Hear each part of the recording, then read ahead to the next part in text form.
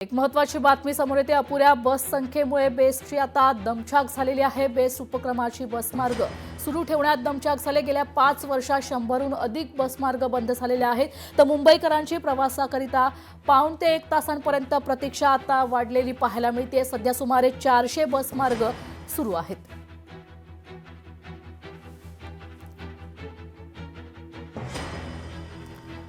तर भंडाऱ्यात नर्सिंगचं शिक्षण घेणाऱ्या विद्यार्थिनी जिल्हा सामान्य रुग्णालयातील बेड आणि भिंत पुसत असतानाचा व्हिडिओ आता समोर आल्यानंतर एकच खळबळ उडाली आहे। भावी परिचारिका की सफाई कर्मचारी असा सवाल आता उपस्थित करण्यात येतो। या प्रकरणी चौकशी समिती गठीत करण्यात येणार आहे आणि कारवाई देखील होणार आहे।